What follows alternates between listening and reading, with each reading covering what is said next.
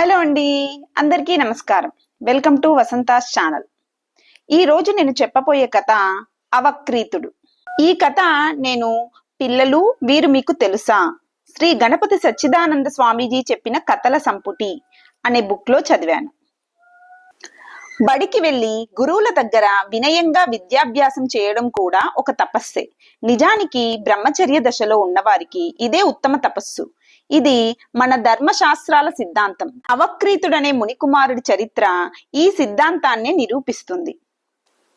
దేవేంద్రుడి గురించి మహా తపస్సు చేసి 3 సార్లు ఆయనను ప్రత్యక్షం చేసుకుని ఎప్పటికప్పుడు తన ఆయుష్యాన్ని పెంచుకుంటూ అఖండ వేదాధ్యయనం చేసిన మహామనిషి భరద్వాజ మహర్షి. ఆయనకు రైభ్యుడు అనే మిత్రుడు ఉండేవాడు. ఆయన కూడా విజ్ఞాన తృష్ణ గల మహర్షి. వీరిద్దరూ దగ్గరలోనే ఆశ్రమాలు నిర్మించుకొని ఎవరి దారిన వారు విద్యా సాధన తపస్సాధన చేసుకుంటూ ఉండేవారు. కొంతకాలానికి రైభ్యుడికి ఆర్వవసువు పరావసువు అనే కొడుకులు జన్మించారు. భరద్వాజుడికి అవక్రీతుడనే కొడుకు జన్మించాడు. అవక్రీతుడికి వయస్సు వస్తున్నా కొద్దీ జపం మీద, ధ్యానం మీద, తపస్సు మీద శ్రద్ధ పెరగసాగింది. తండ్రి ఎంత మొత్తుకున్నా పుస్తకం పట్టేవాడు కాదు, పనస చెప్పేవాడు కాదు. తండ్రి భరద్వాజుడు గట్టిగా నిర్బంధిస్తే ఇవన్నీ పొట్టకూటి చదువులు, తపస్సు ఫలిస్తే విద్యలన్నీ అవే సాక్షాత్కరిస్తాయి, కనుక నేను తపస్సే చేస్తాను అని వాదించేవాడు. గురు శుశ్రూష చేయకుండా తపస్సు ద్వారా విద్యను సాధించాలనుకోవటం ఒక రకమైన అహంకారం రా బాబు, అది తగదు. గురుసేవే గొప్ప తపస్సు, దాని ద్వారా సంపాదించిన విద్యే మనిషిని రక్షిస్తుంది అనేవాడు తండ్రి. మీరు పైకి అలాగే అంటారు, మీరు మాత్రం దేవేంద్రుడి గురించి తపస్సు చేసి వేద విద్యను సంపాదించలేదా అనేవాడు కొడుకు.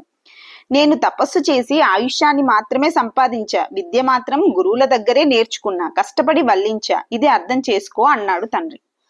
ఈ వాదన చాలాసార్లు జరిగేది. అవక్రీతుడు మొండి వైఖరి గమనించి ఇక వాదించటం ఇష్టం లేక మౌనంగా ఉండటం మొదలు పెట్టాడు భరద్వాజుడు.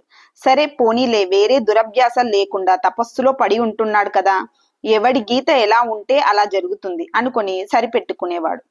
అటు రైభ్యుడి కొడుకులు బాగా చదువుకొని పండితులని పేరు తెచ్చుకుంటున్నారు. వాళ్లకు పెళ్లిళ్లు కూడా అయినాయి. పెద్ద పెద్ద యజ్ఞాల నిర్వహణలో కూడా వాళ్లకు ఆహ్వానాలు అందుతున్నాయి. అవక్రీతుడు మాత్రం మొండికెత్తి తన తండ్రిలాగే తాను కూడా ఇంద్రుణ్ణి ప్రత్యక్షం చేసుకుంటానని పట్టుబట్టి తీవ్ర తపస్సు మొదలు పెట్టాడు. చివరికి ఒక రోజు దేవేంద్రుడు ప్రత్యక్షమై, వత్సా ఎందుకు తపస్సు చేస్తున్నావు అని అడగ్గా అవక్రీతుడు ఇలా సమాధానం చెప్పాడు. దేవా, నీవు కరుణామయుడవు. పరమ పవిత్రమైన నీ పాదాలు పట్టిన నేను సామాన్య మానవుల పాదాలు పట్టి గురువులని నెత్తిన పెట్టుకోలేను, అది నాకు తగదు. గురువుల దగ్గర చదవకుండానే నాకు వేద శాస్త్రాది సమస్త విద్యలు సాక్షాత్కరించాలి, దానికోసమే నీ పాదాలు పట్టాను అని. అప్పుడు దేవేంద్రుడు కొంచెం నవ్వి, ఇదేం పిచ్చి మాటయ్యా, 4 రోజులు ఒక గురువు దగ్గర కూర్చుంటే దానంతటదే వచ్చే విద్య కోసం ఇంత తపస్సు చేస్తావా? అంత దూరం నుంచి నన్ను పిలుస్తావా? ఇదేం పని? పరమేశ్వరుడు దేనిని ఎందుకు సృష్టి చేశాడో దానిని అందుకోసమే వాడుకోవాలి. కడగటానికి నీళ్లు వాడుకోవాలి, కాల్చడానికి నిప్పు వాడుకోవాలి అని. అప్పుడు అవక్రీతుడు, దేవా, తపస్సుకు అసాధ్యం లేదని శాస్త్రాలు చెబుతున్నాయి. తపస్సు విద్యను ప్రసాదించలేదా? నిన్ను గురించి చేసిన తపస్సు కూడా విద్యను ప్రసాదించలేదా అని అడగగా దేవేంద్రుడు కొంచెం కోపంగా, కుమారా, కొంటెగా మాట్లాడకు. గురు శుశ్రూష వల్ల లభించిన విద్య వినయాన్ని, వివేకాన్ని, ఆత్మ జ్ఞానాన్ని ప్రసాదిస్తుంది. తపస్సు ద్వారా దోచుకున్న విద్య అహంకారాన్ని, ఔన్నత్యాన్ని ఇస్తుంది. కనుక నువ్వు ఈ తపస్సు మానేయి అని మెరుపల్లే మాయమయ్యాడు దేవేంద్రుడు. అవక్రీతుడు అయోమయంగా చూశాడు. కొంచెం సేపు మనస్సు కకలా వికలమయ్యింది. కానీ త్వరలోనే తేరుకున్నాడు. దేవతలు మాయ చేస్తూ ఉంటారు, పరీక్షలు చేస్తూ ఉంటారు, మనం బోల్తా పడకూడదు, మనం తపస్సు ఆపకూడదు అనుకున్నాడు. తపస్సు కొనసాగించాడు. కొద్ది రోజులయ్యింది. ఎప్పటిలాగే ఆ రోజు తెల్లవారుజామున నది స్నానానికి వెళ్ళాడు. నది పొంగు మీద ఉంది. అవక్రీతుడు జాగ్రత్తగా స్నానం చేసి అర్ఘ్యప్రదానం చేసి ఒడ్డునే కూర్చొని ముక్కు బిగించాడు. కొంతసేపటికి నీళ్లలో ఏదో టప్పు టప్పుమని పడుతున్న చప్పుడై కళ్ళు తెరిచాడు. ఎదురుగుండా నడుము వంగిన ముసలివాడొకడు మొహం కందగడ్డల్లే పెట్టుకొని ఒడ్డు మీద ఉన్న మట్టిని గుప్పిళ్లతో నదిలోకి విసురుతున్నాడు. అవక్రీతుడికి ఇదేమిటో అర్థం కాలేదు. ముసలివాడు ఆయాసంతో రొప్పుతున్నాడు. మట్టి విసరలేకపోతున్నాడు. అయినా ఓపిక అంతా కూడబెట్టుకొని విసురుతున్నాడు. చూసి చూసి అవక్రీతుడు జాలిగా ముసలివాడి దగ్గరికి వెళ్ళి ఇలా అన్నాడు, తాత, ఎందుకింత రొప్పుతున్నావు? ఎందుకిలా నదిలోకి మట్టి వేస్తున్నావు? అప్పుడు వృద్ధుడు, నాయనా, నువ్వైనా చెప్పు, ఈ నది ఒక దేవతే కదా, ఇది ఇలా ఇష్టం వచ్చినట్లు పొంగులెత్తితే మా బోటి ముసలి వాళ్ళం స్నానం చేసేదెలా? అందుకే ఈ నదికి గర్వభంగం అయ్యేలా దీన్ని మట్టిలో పూడ్చేస్తా అని అన్నాడు. అప్పుడు అవక్రీతుడు, ఏడ్చినట్టే ఉంది తెలివి. ఈ ఆయాసంతో నువ్వు పోయేట్టున్నావు. ఇంత వయస్సు వచ్చింది, ఇలాంటి అసంభవమైన పనికి పూనుకోరాదనే సామాన్య జ్ఞానమైనా లేదటయ్యా తాతయ్య అని అన్నాడు. అప్పుడు వృద్ధుడు, మరి నువ్వు చేసేదేమిటి? దేవేంద్రుడంతటి వాడు దిగి వచ్చి ఇది అసంభవంరా, ఈ తపస్సు మానరా అని చెబితే మళ్ళీ తపస్సు చేస్తున్నావే, నువ్వు చెయ్యొచ్చు గాని నేను చెయ్యకూడదా? అప్పుడు అవక్రీతుడికి వెన్ను మీద కొరడా పెట్టి కొట్టినట్టయింది. వెంటనే ఓం అంటూ నేల మీద చతికిలపడి మఠం బిగించి వెన్ను బిగదీసి ప్రాణాలు పైకి లాగి తపస్సులోకి ప్రవేశించాడు. ప్రవేశిస్తూ దేవేంద్రుడి మాయలో పడను, నా తపస్సు ఆపను అనుకున్నాడు. కొద్ది క్షణాలలోనే అవక్రీతుడి కళ్ళ ముందు ఏవో మెరుపులు మెరిసి దేవేంద్రుడు ప్రత్యక్షమయ్యాడు. వత్సా, నీ దీక్షకు మెచ్చుకున్నాను. నువ్వు కోరింది ఇస్తున్నాను. చెప్పవలసింది ఇదివరకే చెప్పాను. జాగ్రత్తగా ఉండటం నీ వంతు అని అవక్రీతుణ్ణి ఒకసారి ముట్టుకొని మాయమైపోయాడు దేవేంద్రుడు. అవక్రీతుడు ఆనందంతో పొంగిపోయాడు. ఆ పొంగులోనే తండ్రి దగ్గరికి వచ్చి ఒక సాష్టాంగ నమస్కారం చేశాడు. అప్పుడు భరద్వాజ మహర్షి, ఏమిట్రా చాలా ఉల్లాసంగా ఉన్నావు? నీ తపస్సు ఏమైనా ఫలించిందా? అవును నాన్నగారు, మీ దయ వలన దేవేంద్రుడు మీకులాగే నాకు ప్రత్యక్షమయ్యాడు. మీకిచ్చినట్లుగానే నాకు కూడా విద్యలన్నీ అనుగ్రహించాడు. మనం ఇప్పుడు ఎవరికీ తలవంచవలసిన అవసరం లేదు అని అనగా, భరద్వాజ మహర్షి, నాకు దేవేంద్రుడు విద్యలు ఇవ్వలేదు, ఆయుష్ మాత్రమే ఇచ్చాడు. అప్పుడు అవక్రీతుడు, నేను దేవేంద్రుడి మాయలకు లొంగలేదు, అందువల్ల నాకు విద్యలు ఇవ్వక తప్పలేదు. అప్పుడు తండ్రి ఇలా అన్నాడు, నీ భక్తి గొప్పది, కానీ ఒక్క మాట చెప్తాను విను. మనం ఎవరికీ తలవంచవలసిన పని లేదు అంటున్నావు. ఆ ప్రసక్తి ఎందుకు వచ్చింది? అప్పుడు అవక్రీతుడు ఇలా అన్నాడు, ఏమీ లేదు, వట్టిగా అన్నాను. ఆ రైభ్యుడి గారి కొడుకులేదో పై స్థాయిలో ఉన్నారని, మనం తక్కువ స్థాయిలో ఉన్నామని మీరు బాధపడిపోతూ ఉంటారు కదా, ఇక ఆ బాధ అక్కర్లేదని చెబుతున్నానంతే. అప్పుడు భరద్వాజ మహర్షి ఇలా అన్నాడు, మనం తక్కువ స్థాయిలో ఉన్నామని బాధపడ్డానేమో గాని వాళ్ళు ఎక్కువ స్థాయిలో ఉన్నారని నేను ఎప్పుడూ బాధపడలేదు. నువ్వు బయటికి చెప్పేదేమైనా నీ లోపల ఉన్నది మాత్రం ఒక్కటే, అది రైభ్యపుత్రుల మీద అసూయ. ఆ అసూయ నీ తపస్సును కలుషీకృతం చేస్తుందేమోనని నా భయం. విద్య వచ్చింది, ఆ రావటం దొడ్డిదారిన వచ్చింది. అది అసూయను అహంకారాన్ని పోషిస్తుంది. అది దాని లక్షణం. జాగ్రత్తగా ఉండటం నీ వంతు అని. అప్పుడు అవక్రీతుడు, ఆ ఇంద్రుడు అంతే, జాగ్రత్తగా ఉండటం నీ వంతు అన్నాడు. మీరు అంతే, కొడుకు గెలిచాడనే సంతోషం లేదు మీకు, జాగ్రత్త అంటారు. నేనేమైనా రైభ్యుడి పుత్రుల్లాగా విద్యను అమ్ముకొని జీవిస్తాననుకుంటున్నారా? తపస్సు నా దారి అని అది మర్చిపోకండి. తపస్సు అని మిడిచిపడటం కూడా గర్వమే. నేను చెప్పవలసింది చెప్పాను, ఆ తర్వాత నీ ఇష్టం అన్నాడు భరద్వాజుడు. కొడుకు, మీరెప్పుడు ఇలాగే అంటారులే అని విసుక్కుంటూ ఇంట్లోంచి వెళ్ళిపోయాడు. అతను ఆ చుట్టుపక్కల్లో మహర్షి ఆశ్రమాల్లో అలా చాలా రోజులు తిరిగాడు. ఎక్కడ అర్వావసువు గాని పరావసువు గాని కనిపించలేదు. ఏదో ఒక గురుకులంలో వాళ్ళు కనిపించకపోతారా, కనిపిస్తే వాళ్ళను వాదంలోకి దింపి గడ్డి కరిపించకపోతానా అనుకుంటూ గురుకులాల వెంట తిరుగుతూ ఉన్నాడు అవక్రీతుడు. ఆ సమయానికి బృహద్యుమ్నుడు అనే మహారాజు గొప్ప యజ్ఞం చేస్తున్నాడు. దానికి ప్రధాన ఋత్విక్కులుగా అర్వావసు పరావసువులకి రైభ్యుడికి ఆహ్వానం వచ్చింది. కానీ రైభ్యుడు వృద్ధుడయ్యాడు కనుక తను ఇంటి దగ్గరే ఉండిపోయి కొడుకుల్ని యజ్ఞానికి పంపించాడు. అందువల్ల వాళ్ళిద్దరూ ఈ ప్రాంతాలలో కనిపించటం లేదు. అవక్రీతుడికి తన విద్యా ప్రదర్శన చెయ్యాలనే తమకం ఆగక, తన పాత మిత్రులు ఎందుకు కనిపించటం లేదో అర్థం కాక సరాసరి వాళ్ళ ఇంటికి వెళ్ళాడు. వెళ్లేసరికి వాకిట్లో మెరుపు తీగలా ఉన్న ఒక పిల్ల కనిపించింది. నువ్వెవరివంటే అర్వావసు గారి భార్యనంది. ఓరిబడవా, వీడికి పెళ్లి కూడా అయిందా? ఆ బండ వెదవకు ఇంత అప్సరస లాంటి పెళ్ళామా అని లోపలే అనుకున్నాడు అవక్రీతుడు. ఆ పిల్లను చూస్తున్నా కొద్దీ ఇతనికి మోహం పొంగుకొస్తుంది. ఆ పిల్ల కూడా తనను చూసి మోజుపడుతోందని ఇతనికి అనిపించింది. దాంతో తన వంశం గురించి, విద్యల గురించి, తన తపస్సు గురించి, తన మహిమల గురించి ఒకటే వర్ణన చేసి చెప్పటం మొదలుపెట్టాడు. ఆ చెప్పుకునే రీతిలో అవక్రీతుడి అభిప్రాయం ఏమిటో ఆ అమ్మాయికి అర్థమవుతూనే ఉంది. ఆ అమ్మాయి చాలా తెలివైంది. తన భర్త స్నేహితుడని చెప్పుకుంటూ తన భర్తనే కించపరుస్తూ తనను మోహిస్తున్న ఈ కుర్రవాడికి బుద్ధి చెప్పాలి అనుకుంది. పైకి అతనంటే చాలా ఇష్టం ఉన్నట్లు నటిస్తూ రేపు కలుసుకుందామని నమ్మబలికి పంపించింది. అవక్రీతుడు పొంగిపోతూ వెళ్ళిపోయాడు. ఆ పిల్ల సరాసరి మామగారి దగ్గరికి వెళ్లి కళ్ళ వెంట నీళ్లు పెట్టుకుంటూ జరిగింది జరిగినట్లు చెప్పేసింది. ఆ సమయానికి రైభ్యుడు అగ్నిహోత్రశాలలో కూర్చొని హోమాలు చేసుకుంటున్నాడు. ఈ మాటలు వింటూనే ఆయన అగ్గి మీద గుగ్గిలమైపోయాడు. అవక్రీతుడు నిప్పులాంటి వంశంలో పుట్టాడు. తన ప్రాణ స్నేహితుడి కొడుకు. చిన్నప్పటి నుంచి తెలిసినవాడు.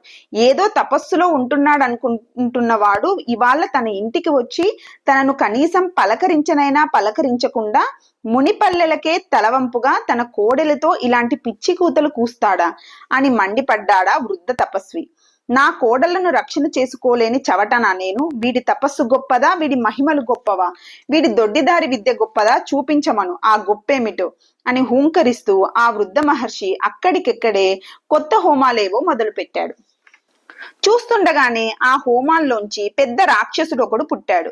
కొండ ప్రక్కన గోరింట మొక్కలాగా వాడి ప్రక్కనే ఒక సుందరాంగి మొలకెత్తింది.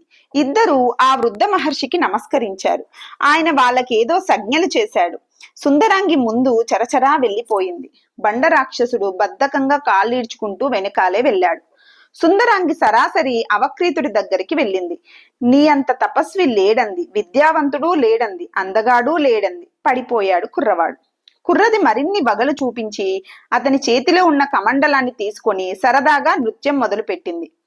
మాయల పకీరు ప్రాణం చిలకలో ఉన్నట్లుగా అవక్రీతుడి తపస్సారం ఆ కమండలంలో ఉంది. ఆ రహస్యం రైభ్యుడికి తెలుసు.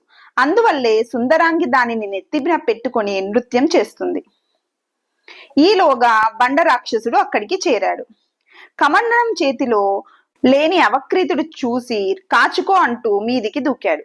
అవక్రీతుడు మెరుపల్లే తప్పించుకొని సుడిగాలిలాగా పారిపోయాడు. రాక్షసుడు వెంటపడ్డాడు. అవక్రీతుడు సముద్రం దాకా పరిగెత్తి కొండ మీద నుంచి సముద్రంలోకి దూకాడు. జలస్తంభన విద్యతో సముద్రంలో దాక్కోవాలని ఆశపడ్డాడు. కాని ఇతని స్పర్శ తగిలేసరికి సముద్రుడు రుసరుసలాడాడు. సముద్ర జలం బుసబుసా ఆవిరైపోయింది. అవక్రీతుడు తెల్లబోయి చూస్తూ మళ్లీ పరుగు లంఘించుకున్నాడు. రాక్షసుడు వెంటపడ్డాడు. అవక్రీతుడికి ఆశ్చర్యంగా ఉంది. ఈ రైభ్యుడు సామాన్య మహర్షి. ఈ ముసలివాడికి ఇంతటి శక్తి ఎలా వచ్చింది? సముద్ర జలాన్నే శాసించగల మంత్రశక్తి ఎలా వచ్చింది? తన తండ్రి హెచ్చరించాడు ఆ కుటుంబంతో జాగ్రత్తగా ఉండవని. ఇప్పుడు ఏం చెయ్యాలి? తన తండ్రి ఏదైనా దారి చూపగలడేమో కానీ ఏ మొహం పెట్టుకుని ఆయన దగ్గరికి వెళ్ళాలి? ఇప్పుడు ప్రాణం మీదకు వస్తోంది, ఇక తప్పదు అనుకుంటూ అవక్రీతుడు తన ఇంటికి చేరాడు. తీరా చూస్తే తండ్రి ఇంట్లో లేడు. యజ్ఞశాలలో అగ్నిహోత్రం మాత్రం దగదగా జ్వలిస్తూనే ఉంది. అగ్నిస్తంభన విద్యతో ఆ జ్వాలలో దాక్కుందామని చటుక్కున హోమగుండంలోకి దూకాడు అవక్రీతుడు. తండ్రి, నా తండ్రికి పూజ్యుడవైన అగ్నిదేవా కాపాడు అనాలనుకున్నాడు. ఆశ్చర్యం, అతని నోటి వెంట ఆ మాటలు వచ్చే లోపలే అగ్ని జ్వాలలు చల్లారిపోయాయి. నిప్పు కణికలు కూడా నీరైపోయాయి. అవక్రీతుడు గడగడలాడిపోయాడు. రాక్షసుడు మీద పడ్డాడు. ఈలోగా రైభ్యుడు రాక్షస సృష్టి చేసిన తర్వాత అవక్రీత సంహారం జరిగే లోపల చాలా నెలలే గడిచాయి. ఈ మధ్య కాలంలో ఇక్కడ ఒంటరిగా ఉండడం మంచిది కాదని రైభ్యుడు కోడళ్లను వెంటబెట్టుకుని కొడుకుల దగ్గరికి బయలుదేరి వెళ్ళాడు. వృద్ధుడు కనుక అంచెలంచెలుగా నిదానంగా ప్రయాణం చేస్తున్నాడు. ఎందుకో తండ్రి తమ వద్దకు బయలుదేరాడని వార్త కొడుకులకు చేరింది. వాళ్ళు తమ యజ్ఞ బాధ్యత పక్కన ఉన్న మహర్షులకు అప్పగించి ఆతుర్దాగా ఎదురు ప్రయాణం మొదలు పెట్టారు. దారిలో ఒకరోజు రాత్రి అర్వావసువు ధ్యానంలో ఉండగా పరావసువు ఒక నది దగ్గరికి వెళ్ళవలసి వచ్చింది. దారిలో ఎలుగుబంటి లాంటిదేదో కదులుతుందనిపించి చేతిలో ఉన్న తుండుకర్రతో గట్టిగా కొట్టాడు. చీకటిలో ఆ ఆకారం బాబు అర్వావసు పరావసు అంటూ కూలిపోయింది. ఆ సమయానికి అర్వావసు మంచి ధ్యాన యోగంలో ఉన్నాడు. ఆ ధ్యానంలోనే అతనికి అపశకునాలేవో తోచి ఉలిక్కి పడ్డాడు. పరావసు దిమ్మెరపోయాడు. వెలుతురు వచ్చాక చూస్తే తన చేతిలో మరణించింది తన తండ్రి. అతని నవనాడులు కుంగిపోయాయి. అప్పుడు పరావసుకి బుద్ధి మొద్దిబారినట్లయిపోయింది. దాంతో పెద్ద కొడుకైన అర్వావసువే అన్ని బాధ్యతలు నెత్తిన వేసుకుని ఆలోచించటం మొదలు పెట్టాడు. నాన్నగారు గొప్ప తపస్వి, నిరంతర శాంతమూర్తి. కానీ కోడలికి అవమానం జరిగేసరికి తట్టుకోలేక రాక్షస సృష్టి చేసి బ్రహ్మహత్యా పాతకానికి ఒడిగట్టారు. ఈ అభిచార హోమాలు ఎప్పటికైనా సరే కర్తకు ఏదో ఒక ప్రమాదం తెచ్చిపెట్టకుండా ఊరుకోవు. ఇప్పుడు నాన్నగారికి అదే జరిగింది. కానీ ఈ దెబ్బతో తమ్ముడికి బ్రహ్మహత్యా పాతకము, పితృహత్యా పాతకము రెండూ వచ్చి పట్టుకున్నాయి. వీడు సమర్థుడే, కానీ నిలకడగా ప్రాయశ్చిత్తాలు చేసుకోగల సత్వగుణం లేదు. కనుక వీడి పక్షాన నేనే ప్రాయశ్చిత్తాలు చేయడం మంచిది. భరద్వాజుల వారి కుటుంబము మా కుటుంబము మొదటి నుంచి కూడా ఎంతో స్నేహంగా ఉంటున్నాయి. ఇవాళ అవక్రీతుడి దుడుకుతనం వల్ల ఆ స్నేహం, ఆ శాంతి భగ్నం కారాదు. మెల్లగా దానికోసం కూడా కృషి చేద్దాం అని అనుకుని తమ్ముణ్ణి పిలిచి ఇలా అన్నాడు. తమ్ముడు పరావసు, నువ్వు కావాలని చేయలేదు కనుక నీకు పాపం తక్కువే. అయినా ప్రాయశ్చిత్తాలు చాలా చేయాలి. ఎక్కడ పాపం జరిగిందో అక్కడే ప్రాయశ్చిత్తం జరగడం మంచిది. కానీ అక్కడ రాజుగారి యజ్ఞంలో మనిద్దరం లేకపోతే మనకు పరువు పోతుంది. అది కాక ఈ పితృహత్య వ్యవహారాన్ని మనం ప్రచారం చేసుకున్నట్లు అవుతుంది. అందువల్ల నా మాట విని 12 దినకర్మ కాగానే నువ్వు యజ్ఞ దీక్షలోకి వెళ్ళిపో. నేను ఇంకా కొద్ది రోజులు ఇక్కడే ఉండి ప్రాయశ్చిత్తాలు పూర్తి చేసుకొని వచ్చి కలుస్తా అని చెప్పాడు. పరావసు ఒప్పుకున్నాడు. ఇక్కడ బండ రాక్షసుడు ఏ రోజునైతే అవక్రీతుని నమిలి మింగేశాడో ఆ రాత్రే రైభ్య మహర్షి గారి తల పగిలింది. ఈలోగా అక్కడ యజ్ఞశాలలో పరావసు యొక్క ప్రతిభ పెరిగిపోయింది. అనేక సందర్భాలలో ధర్మశాస్త్ర సందేహాలు, వేదమంత్ర సందేహాలు మొదలైనవి తలెత్తినప్పుడు ఇతను చెప్పిన పరిష్కారాలే సిద్ధాంతాలుగా నిలబడిపోతున్నాయి. అన్నగారు దగ్గర లేకపోవడం వల్ల తన స్థాయి పెరిగిపోతోందని పరావసుకి తోచింది. ఇంతలో అన్నగారు రానే వచ్చారు. ఆయన వస్తే తన స్థాయి మళ్ళీ పడిపోవచ్చు. మానవుడి మనస్సులోని ఎన్ని రకాల ఆలోచనలు దాక్కొని ఉంటాయో దేవతలకే తెలియదంటారు పెద్దలు. పరావసుకి ఇప్పుడు ఒక ఆలోచన ఉన్నట్టుండి మెరిసింది. ఈయన ఏవేవో తీవ్ర హోమాలు చేసి వస్తున్నాడని ఊరివారు చెప్పుకుంటున్నారు. కొందరైతే ఈయన బ్రహ్మహత్య ప్రాయశ్చిత్తాలు చేశాడని చెప్పుకుంటున్నారు. అలాంటి ప్రాయశ్చిత్తాలు చేసిన వారు మళ్ళీ యాగంలోకి రావచ్చునా? ఈ యాగశాలలో అలాంటి వారికి స్థానం ఉంటుందా? ఈ మాట తమరే తేల్చుకోవాలి అని రాజుగారి చెవిలో చెప్పేశాడు పరావసువు. రాజుగారికి మొహమాటమేముంది? అర్వావసువు గారు, మీరేదో ఉగ్రకర్మలు చేసి వస్తున్నారంట, మీ తమ్ముడే చెబుతున్నాడు. మీరు యాగశాలలకు బయటే ఉండండి అనేశాడు. అర్వావసు కుప్పకూలిపోయాడు. అయోమయంగా తమ్ముడి వంక చూశాడు. పరావసుకి ముఖం చెల్లక మరో పక్కకి తిరిగాడు. అర్వావసు మెల్లిగా తేరుకొని నిబ్బరంగా నిలబడి ఇలా అన్నాడు. రాజాదిరాజా, మేము రైభ్యపుత్రులం. యజ్ఞాలను నిలబెట్టే వాళ్ళమే కాని చెడగొట్టే వాళ్ళం కాదు. నా వల్ల గాని నా తమ్ముడి వల్ల గాని ఈ యజ్ఞం చెడిపోదు. మానవులు తప్పులు చేస్తారు, కొన్నిసార్లు తెలిసి కూడా చేస్తారు. నా తమ్ముడు తెలియక చేశాడు. అయినా సరే ఆ బ్రహ్మహత్యా పాతకం వాణ్ణి తాకరాదని, నీ యజ్ఞం ఆగరాదని సంకల్పించి ప్రాయశ్చిత్తాలన్నీ పూర్తి చేసుకొని వచ్చాను. ఇప్పుడు నా తమ్ముడు నేను ఇద్దరం పవిత్రులమై ఉన్నాము. దీనికి దేవతలే సాక్షి. నేను చెప్పింది అసత్యమైతే దేవతలు దిగి వచ్చి నన్ను దండింతురుగాక అని. ఈ భీషణ ప్రతిజ్ఞ విని రాజు నివ్వెరపోయాడు. పరావసువు వెలవెలపోయాడు. దేవతలు మిలమిలా మెరుస్తూ బిలబిలా ప్రత్యక్షమై అందరికీ దర్శనమిచ్చారు. దేవతలు ఇలా అన్నారు. బలి అర్వావసు, బలి! సత్వగుణంలో నువ్వు తండ్రిని మించిపోయావు. నీ తండ్రి పాపాలనే ప్రక్షాళన చేశావు.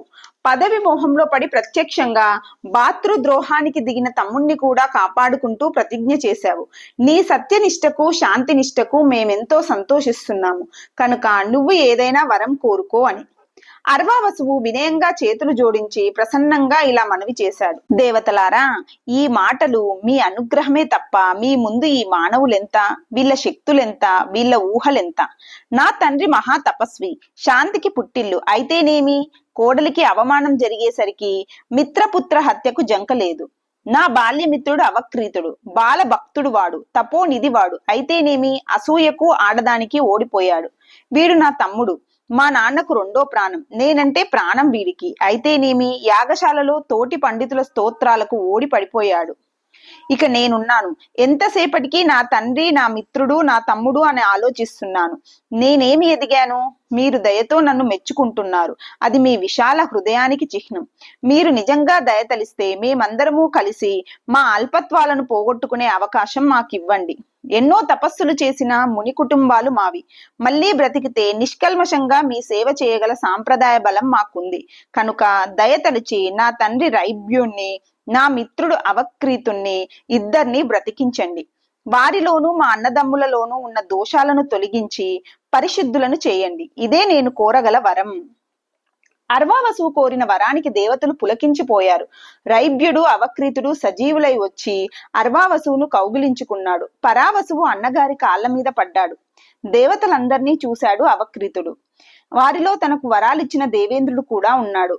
అతను వారందరికీ చేతులు జోడించి ఇలా విన్నవించాడు. దేవతలారా, నేను చేసింది తప్పే కాదనను, కానీ ఒక్క సందేహం మాత్రం తీరకుండా ఉంది. దయచేసి మీరు తీర్చండి. నేను చిన్నప్పటి నుంచి అఖండ తపస్సు చేశాను. ఎన్నో శక్తులు సాధించాను. చివరకు దేవేంద్రుల వారి ద్వారా సమస్త విద్యలు అందుకున్నాను. మరి ఈ రైభ్య మహర్షి నాకు తెలిసినంతలో సామాన్య తపస్వి. నా మిత్రుడు అర్వావసువు అంతకన్నా సామాన్య తపస్వి. కానీ వీళ్ళిద్దరూ నా మంత్రశక్తిని, తపశ్శక్తిని ఉఫ్ఫని ఊదేశారు. పైగా ఈ రైభ్య మహర్షి జలాన్ని, అగ్నిని కూడా శాసించగలిగాడు. వీడు అర్వావసువు మిమ్మల్ని మెప్పించి మిత్రద్రోహిణి అయిన నన్ను బ్రతికించగలిగాడు. ఇంతటి మంత్రశక్తి వీళ్ళకి ఎలా వచ్చింది? దయచేసి ఆ కిటుకు నాకు చెప్పండి అని దేవతలు దేవేంద్రుడి వంక చూశారు. ఆయన ప్రసన్నంగా మందహాసం చేసి అవక్రీతుణ్ణి బుజ్జగిస్తూ భుజం తట్టి ఇలా చెప్పాడు. వత్స, ఆ కిటుకేమిటో మీ నాన్నగారు నీకు చెప్పనే చెప్పారు. నేను కూడా చెప్పా. అయినా అర్థం కాక మళ్ళీ అడుగుతున్నావు. ఇప్పుడైనా శ్రద్ధగా విను. రైభ్యుడు కాని, అర్వావసు కాని, మీ తండ్రి కాని విద్యలను గురువుల దగ్గర సేవ చేసి నేర్చుకున్నారు. ఇతర రకాల తపస్సులు గురుసేవకు సరిరావు.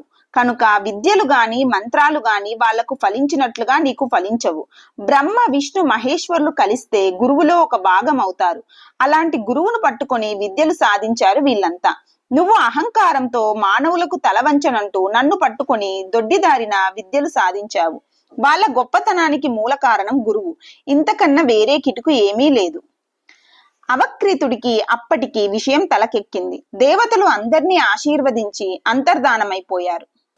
ఆ తర్వాత రైభ్యాదుల జీవనాలు తపోమయంగా సాగిపోయాయి. అవక్రీతుడు గురుముఖంగా మరొకసారి విద్యలను అభ్యసించి పవిత్రుడై మళ్లీ తపస్సు ప్రారంభించాడు.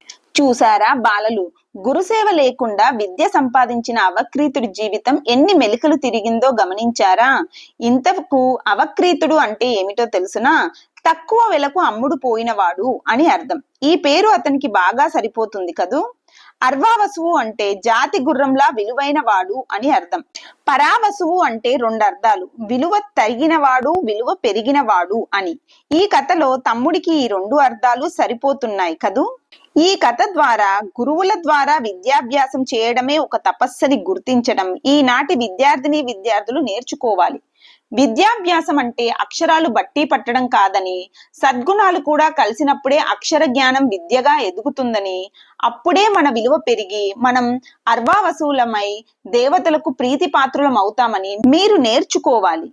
ఈ రోజుల్లో కొందరు విద్యార్థులు సరిగ్గా చదవకుండా పరీక్షల సమయానికి మొక్కులు మొక్కి ముడుపులు కట్టి పరీక్షలలో నెగ్గాలని ప్రయత్నాలు చేస్తున్నారు. ఇవి దేవతలు మెచ్చే ప్రయత్నాలు కావని ఈ కథ మనకు సూచిస్తోంది. జై గురుదత్త.